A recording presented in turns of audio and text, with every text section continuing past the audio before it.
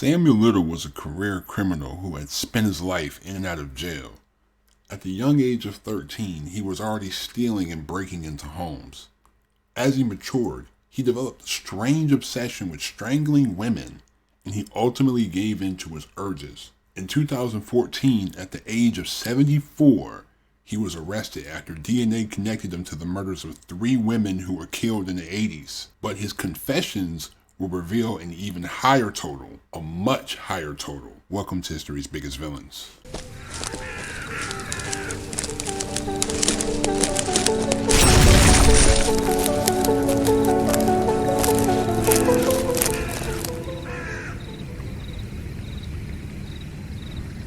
Samuel Little was born Samuel McDowell on June 7, 1940 in Reynolds, Georgia. Soon after his birth, he moved to Lorain, Ohio, where he was raised by his grandmother after his mother abandoned him on the side of the road when he was a baby. He attended Hawthorne Junior High School, where he frequently got into trouble. By age 13, he was arrested for stealing and sent to reform school. By his own account, he began having sexual fantasies about strangling women as a child, starting when he saw his kindergarten teacher touch her neck. As a teenager, he collected true crime magazines about women being strangled. He was always focused on women's necks, even pinning an image of a woman who had been strangled to death on his wall. When he did marry or have girlfriends, he said that he tried to avoid looking at their necks. At the age of 16, he was arrested for breaking and entering in Omaha, Nebraska. By the 1960s, he had reconnected with his birth mother in Miami, Florida, and then he continued his criminal activities from there. He served 3 years in prison after robbing a furniture store in 1961. By 1975, he had been arrested 26 times in 11 states for various crimes such as theft, assault, attempted rape, fraud, and attacks on police officers. According to his confessions, he had already killed 11 women by then, with the first being Mary Jo Brosley on New Year's Eve of 1970. The first confirmed murder by Samuel Little was Annie Lee Stewart on October 11, 1981. He strangled her and dumped her body behind an apartment complex in Cincinnati, Ohio. He wouldn't be charged with Annie's murder until August 23, 2019. In 1982, Little was arrested in Pascagoula, Mississippi, and charged with the murder of 22-year-old Melinda Rose LaPree, who had gone missing in September of that year. For some reason, a grand jury chose not to indict him for the murder. While under investigation for Melinda's murder, he was extradited to Florida to stand trial for the murder of Patricia Ann Mount, whose body was also found in September of that year. Several witnesses had identified Samuel as someone who was with Mount the night before her disappearance. However, these testimonies were not taken seriously, so Little was acquitted in 1984. He later moved to California, staying in the San Diego area. In October of 1984, he was arrested for kidnapping, beating, and strangling 22-year-old Lori Barros. She did ultimately survive. A month later, police found him in the back seat of his car with an unconscious woman who was also beaten and strangled in the same location as the incident with Lori Barros. Little only served 2.5 years in prison for both of these crimes. I think I see a pattern here. 25 years later, on September 5th, 2012, Samuel was arrested at a homeless shelter in Louisville, Kentucky to be extradited to California on a drug charge. Authorities used DNA testing to link him to the deaths of 3 women killed back in the 1980s. 41-year-old Linda Alford was found dead on July 13, 1987 in an alley in Los Angeles, California. She was forcefully strangled to death and was nude from the waist down. Her daughter had to identify her body. 46-year-old Guadalupe Apodaca was found dead on September 3, 1989 in an abandoned auto garage. A boy was kicking a soccer ball against the wall of the building when he looked in the window and saw her body. It was determined that Little had kneeled on her chest and strangled her, forcing her to have a seizure. She had also been found nude from the waist down. 35-year-old Audrey Nelson Everett was found in a dumpster behind a nightclub in Los Angeles, California on August 14, 1989. She had been repeatedly punched in the head before being forcibly strangled, according to the autopsy. Additionally, she had roe burns, suggesting that she might have been dragged across the ground, most likely before she died, as well as a smashed spinal bone, bruises on her stomach, and injuries to her back. According to the coroner, Dr. Eugene Carpenter, The woman had serious injuries from strangulation and a stomach injury that showed a sign of considerable force. He said, "These signs of force are the greatest that I've ever seen in a 27-year practice in a county which had its share of strangulation cases." Little was charged with the murders of these 3 women on September 25, 2014. He was found guilty and sentenced to life without parole. In November of 2018, Little began confessing to committing dozens of murders that had previously been unsolved. The Ector County, Texas District Attorney, and Wise County, Texas Sheriff's Office announced on November 13th that Little may have committed more than 90 murders across 14 states between 1970 and 2005. He said he killed women in Texas, Florida, Georgia, Kentucky, Tennessee, Mississippi, Louisiana, Illinois, Ohio, California, Indiana, Arizona, New Mexico, South Carolina, and possibly Maryland. On November 27, 2018, the FBI announced that a Violent Criminal Apprehension Program, or ViCAP team, had confirmed 34 of Little's confessions and was working to match the remainder of his confessions to known murders or suspicious deaths. Little admitted to more than 93 different murders in total, but as of today, 60 of those deaths have actually been connected to him. The majority of Little's victims were prostitutes, drug addicts, or homeless individuals, most of them being black women. He claimed that he thought these types of victims would leave fewer clues for authorities to find and leave fewer people to search for them. He also believed that these murders would draw less attention from the authorities, as they seemed to have little interest in these victims. He was also able to draw pictures of 26 of these victims. Before we go any further, I'm going to actually play his confessions. Pay attention to a few things. Look at how excited he is when he describes this, and also think about the level of detail that he goes into. He admitted to 93 different murders. The fact that someone remembers 93 different incidents is an entirely different level of just psychopathy. So I'm going to play some of his confessions, and you'll see for yourself. North Little Rock. Tell me what that girl looked like. Oh man, I loved her. I forget her name. Oh wait, I think it was Ruth. Okay. She was a heavy set, big old yellow gal, and had buck teeth. It had a gap between the teeth, that's what it was. And she was like honey colored skin, and she had like her hair was not really long. It was. How tall do you think she was? She was about 5'7". How much do you think she weighed? She weighed about close to 200, about 170. Pretty big girl. Yeah. Now where did you meet her at? Okay, down in the crack house. Her and about 6 other girls were sitting on the porch.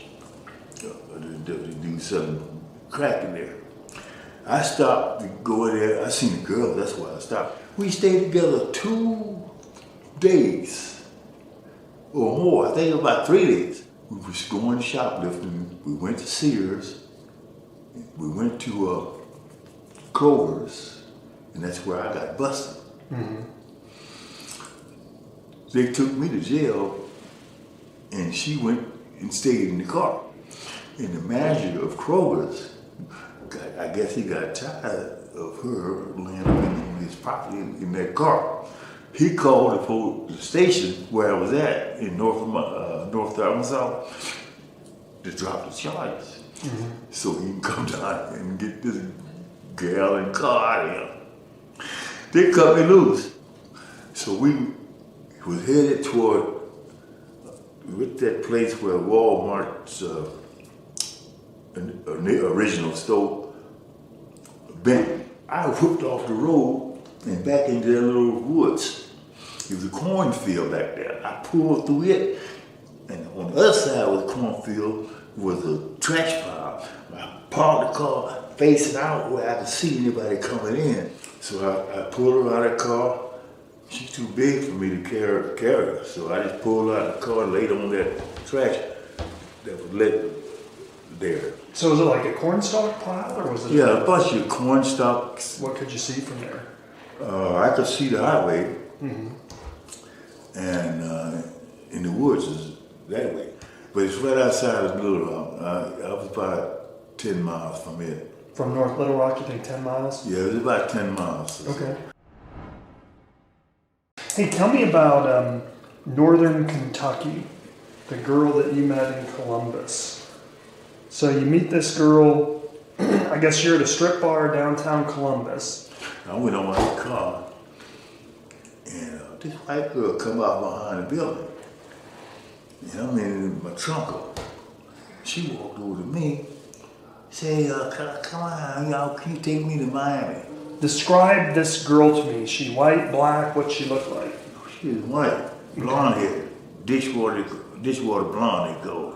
It's short. Short, like shoulder length, Yeah, or no, ear length, a little over the ear length. like a bob? Yeah, like a bob. Okay. And how tall do you think she was? She was about 5'7". How much do you think she weighs? She weighed about 130. How old do you think she was? Oh, she was about 25. Okay. You mentioned before that you said she kind of had like this hippie aura to her. Yeah, she did give you a hippie feeling. I think she was some kind of hippie, yeah. So you go to Cincinnati, you mess around on Vine Street, and then eventually you guys both get in your car and you cross over the bridge into Kentucky. Tell me about going into Kentucky. We got to Covington, and then we continued through Covington. Mm-hmm. And there was a park that they were having a festival there. And she heard the music and shit off that band in there. And by her being a hippie type, she wanted to get to that. But the police came over and peeked in our car. He really wanted me to move out of there. So instead of going in there, I took her the other way. Right. Winding around, they got hills out in Kentucky, and the road winds around the hills. I seen a little short road going up the hill, and up top there was vegetation, wasn't no houses or nothing. And so I pulled up in there and concealed the car in that little vegetation up there on top of the hill. Mm-hmm. So tell me about this road that goes up the hill. What kind of road is it? It was like a dirt road. Okay. It was like dirt. The grass was growing in the middle between two tracks. When I left her up in that little road up there, on the side of that little road, she was like partially concealed by the vegetation. And I left her there. Las Vegas. Describe the Las Vegas victim. That was in '93. Okay. I bought a Eldorado. What color Eldorado? It was a yellow. Okay. Oh. Yellow Cadillac Eldorado. Yep. All right. What year? 78. Okay. Well, tell me about this girl. What does she look like? She was kind of thin, dark skinned, about 40 years old. She was out there hustling. I think she was a drug addict because she wouldn't have been out there. How tall was she? She was about 5'5", 5'3". And how much do you think she weighed? She weighed about 110, 120. Okay. What about her did you know? The boy came, that was her son. And she called him over there. And he came over, hey, he shook my hand and everything. Yeah. Now, how old was he? He was about 20 or about 19, 20. Okay, black male or? Black male. And where were you at when you met her? It was on Owens Avenue. Okay. Owens, that's down in the black section. Owens and Jackson. Where do you eventually take her body to? I was headed toward California. Mm-hmm. So as I drove out of Las Vegas, I seen a motel and a road leading up to the motel. And there's a lot of bushes and brushes beside the road before you got to that motel.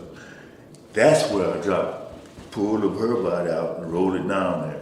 And I heard a secondary roll of noise. That meant she was still rolling. So you basically roll her into a pretty big ditch that's got a bunch of... Well, it wasn't a ditch, it was a slope. Okay. That didn't look like a slope because the vegetation had grown up out of the slope and looked like you would think that the road would just be flat. Mm-hmm. But actually the road was going down a slope like. And that's why she rolled. So this is a slope right off the road. Yeah. Okay. And tell me about how far do you think you were outside of Las Vegas? The road I was on was going towards Searchlight. So whatever the name of that road is, that's the road I was on. How far outside of Las Vegas do you think you were? Were you in Las Vegas? Or? I was still in Las Vegas, yeah. Okay. But I was on the very outskirts. All right. The very outskirts. There was a couple of motels I remember, gas stations, and it was scattered, because it was getting thin population as you go further out. Mm-hmm. Tell me about Mary Ann. She's what you nowadays they call a transgender. She's a black male dressed up as a female.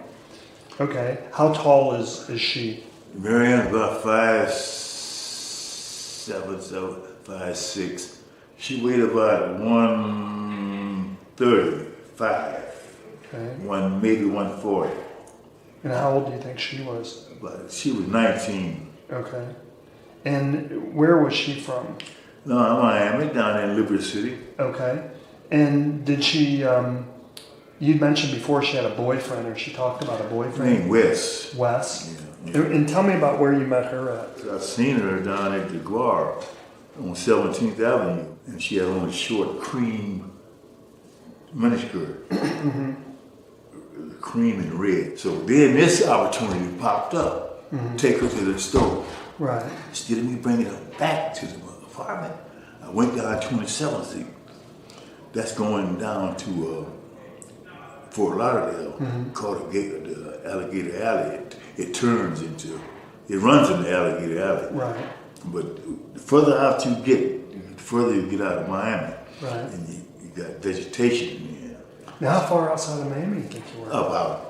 It wasn't too far to Miami, right there. I was in my stepdad's car, Pontiac Le Mans. And where'd you take her to? Continue down 27. Got back on 27. Going outside of Miami. Okay. Miami. Going away from Miami. Going away from Miami.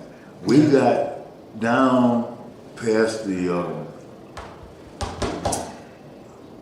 let's say limits. So I continued on toward Fort Lauderdale, and I seen a road going off the main road back into vegetation on the left side. So I got her out of the car, pulled her out, and drug her into the growth back there, and pulled her deeper into there's a path. A little path was running somewhere. I don't know where it led it to, but it was running deeper into the undergrowth. It's like Everglades like that. And we ran into some water running. But before we got to the water, the earth was mushy. I turned her loose, and she fell into it face down. And how far outside of Miami do you think you were? About a mile, 2 miles. What year did Mary Ann occur? 72. Okay, 1972. She was pretty, a light-skinned, brown, honey-colored skin. And she was about 5, she was tall for a woman, about 5'8", 5'9", and beautiful shape, and she's friendly. And how much do you think she weighed? She had a beautiful body, a beautiful 150, well put together. And how old do you think she was? She was about 30. Okay, and she's a black female. Yeah. And tell me where you met her. I met her in a nightclub in New Orleans. Her and her sister she had 2 sisters. Her and her youngest sister was having a birthday party. Her sister was dancing with this guy on the floor.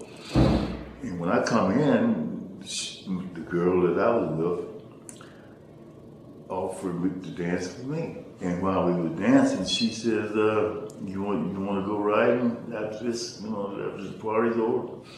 We walked outside, and she looked and seen my car at Lincoln. She said, ooh, that's a beautiful car too. So she had arm in arm, walking to the car. We got in, stopped at the gas station. We were on the Highway 10 and going toward Slide L. I seen the sign say Little Woods. So I cut off, I took off the exit, went, and that sure enough was the road leading into the woods. And we went in and parked. So we finally got to where we were going, and it was by a bayou, a river, a little water thing, and the big, they had a machine out there in that little river. Dredging? Dredging. Okay. I grabbed her by the legs and pulled her to the water. That's the only one that I ever killed by drowning. Describe the location where she's left. Okay, I left her with her head still in the water, half her body in the underwater, and her thighs and legs on there. Little died on December 30th, 2020 in a Los Angeles County area hospital. Although California Department of Corrections and Rehabilitation sources indicated no cause of death, he did suffer from diabetes, heart problems, and other health conditions. The FBI is still working to this day to identify all of his victims. His 60 confirmed murder victims make him the most prolific serial killer in American history. Samuel Little was a man who harbored an intense desire to strangle women, and his twisted fantasies led to a killing spree spanning multiple decades. He seemed to get enjoyment out of their suffering and will go down in infamy as one of the world's most ruthless killers. Thanks again for watching this video. I really appreciate the support that you guys have given on this channel so far. It's really just amazing how someone can remember 93 different incidents.